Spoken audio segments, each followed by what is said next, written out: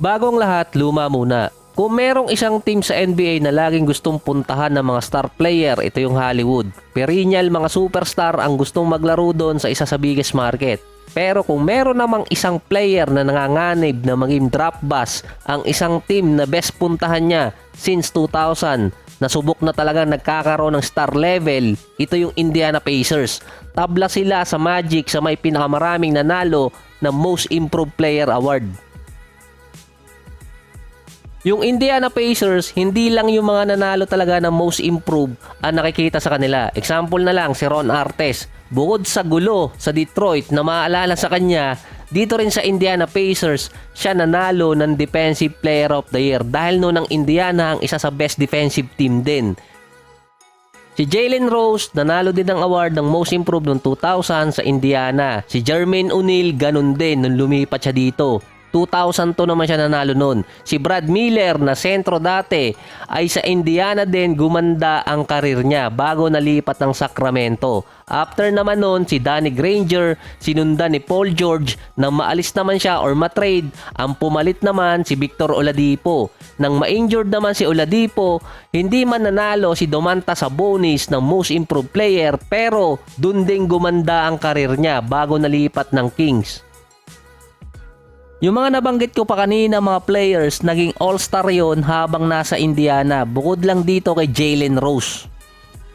Nawala si Sabonis dahil sa trade papuntang Kings pero may pumalit din naman agad sa kanya dito sa Indiana, si Tyrese Haliburton. Hindi naman masasabing drop bust nun si Haliburton, halos katulad lang din ni Victor Oladipo. May decent numbers pero hindi ganong kataas. Pagdating kasi agad niya ng Indiana after ng trade, nakita agad yung impact niya. Sa 2022 season, sa 51 games niya sa Kings, meron siyang 14 points at 7 assists. Pero sa Indiana, sa parehong season, sa 26 games, meron naman siyang 17 points at 9 assists per game. Sa 2023, nakalaro siya doon ng 56 games. Naging all-star, nag-average pa ng 20 points at 10 assists per game. Meron din kasi nagsabi doon na isang analyst na hindi siya magiging isang all-star, isang wannabe at fake all-star si Haliburton. Ito yung sinabi ni Wally Szczerbiak dati dahil mas deserve di unon ni Bronson at ni Randle yung maging part ng selection. Si Josh Hart naman noon ng Blazers nag-post ng congrats fake all-star. Alam ko dito nagbibiro lang talaga si Josh Hart. Kaso nabanatan pa siya ng mga fans dahil sa post na yon. Tinawag kasi si Josh Hart na never all-star. May isang record din sa NBA na mahirap gawin bukod sa triple-double at yung iba pa. Yung magkaroon ka ng 50% sa field, 40% sa 3-point area at 90% mula sa free throws. 50-40-90 stats. Meron naman nakakagawa nun, hindi naman yan imposible. Si Steve Nash lang yung kilala ko na alam kong nakagawa niya na multiple times, 4 na beses, 2006 tapos 2008 hanggang 2010. Kung meron pa kayo natatanda na multiple time na nagawa yung ganong stats, lagay nyo na lamang sa comment section. Sa 4 na beses na ganong stats ang ginawa ni Steve Nash, 3 beses din niyang ginawa na meron siyang 50, 40, 90 stats na meron din siyang 10 assists per game, efficient shooting at great playmaking.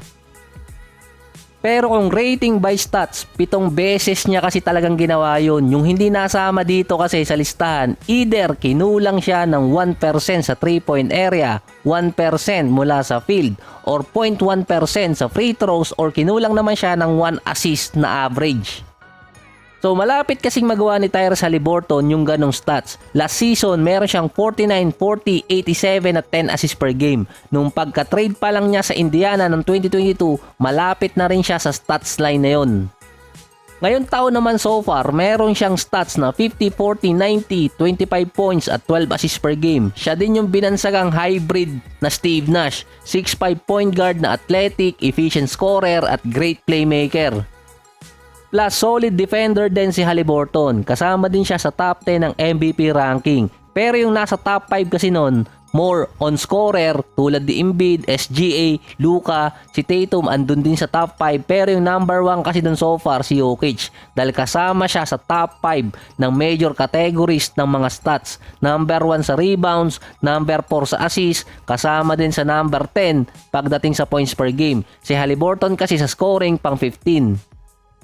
So meron na din kasi mga discussion sinasabing mas better player sa Haliburton kumpara kay Steve Nash. Kasi nga kinumpare nila yun per year at per stats. Si Nash, sa first 3 years niya sa NBA, hindi agad siya nakakuha ng spot. Dallas hanggang Phoenix talaga yung prime niya. Yung isang maganda pa kay Steve Nash, ito pa rin talaga yung best stats ngayon, availability. Nakalaro kasi siya mula 1997 hanggang 2012 ng 85 hanggang 90% ng mga regular season games. At least 70 games yun. Kung i-base mo doon kay Steve Nash sa numbers of games, si Haliburton unti-unti kasi nagdi-decline na yung mga bilang na nalalaro niya kada season dahil sa injuries. Yun kasi ang kailangan makopya ni Haliburton, number of games, para maikumpara kay Steve Nash. Dahil nga, yun pa rin ang stats na mahirap gawin, availability. Sa usapan naman ng kinopya, ito yung isang move na ginaya talaga ni Haliburton, Pinoy Step. Euro step na merong fake na ginaya niya kay Zach LaVine. Dahil dati sinabi ni LaVine nung nawawala na ang kanyang pagiging athletic, kailangan niyang gumawa ng ibang move na hindi naman niya nabanggit kung saan niya nakita yon. So dati mga 2020, nung panahon pa ng pandemic, meron kaming podcast dati kay Coach Nick ng B-Ball Breakdown. Mga 4 years or 5 years ago, nakikita na rin kasi yung Euro step ni Richie Rivero sa FIBA 3x3. Si Coach Nick ng B-Ball Breakdown, member pa noon ng SB Nation at iba mga website. Nagko-cover din kasi siya minsan ng 3x3. Mas kilala niya pa si Richie Rivero noon kumpara kay Kai Soto. So sinabi rin naman sa mga article, originally, hindi rin naman dito galing sa Pilipinas yun. Para nakita ko dati kay Rondo. Pero sa mga write-ups, kapag binanggit kasi yung Pinoy Step, si Richie Rivero sinasabing nagpasikat noon sa international at national stage. So may ambag agad si Richie sa NBA kahit hindi siya sumubok doon. Nasusulat po yan. Ang sinabi nun ni LaVine, kailangan niya ng bagong way para makapasok sa loob ng lane at makascore. Dito niya inad yung Pinoy Step. Kumuha talaga siya ng trainer para dun sa fake at sinabi niyang good trick talaga ang move na yon. Imbes kasi na bumilis talaga ang galaw niya papasok ng lane, babagal siya at nakikita niya yung galaw ng depensa. More on timing kasi yung binanggit doon nitong si LaVine. Base naman kay Haliburton, nakita talaga niya yon kay Zach LaVine na lagi niyang ginagawa. Ang sinabi noon, hindi naman gagawin ni LaVine na ipasa or lob pass. Yung timing talaga importante doon. Dahil either i-score mo or makakuha ka ng foul. Kay Haliburton, magiging triple threat yon dahil babagal ang galaw niya, makikita niya yung depensa, either ipasa, ituloy niya dito sa rim or kaya makakuha siya ng foul. Iba na ang purpose nung kay Haliburton kumpara kay LaVine. So dati natatawagan talaga ng traveling yon, pero ang ginawa kasi ni LaVine, inayos niya yon pang NBA. Base kay LaVine, 3 moves yung pinagsama niya, kailangan niya ng 2 trainer doon. Meron ding ibang players na ang gumagawa nun sa liga, pero si LaVine at si Haliburton yung kilala na merong ganong signature move sa NBA.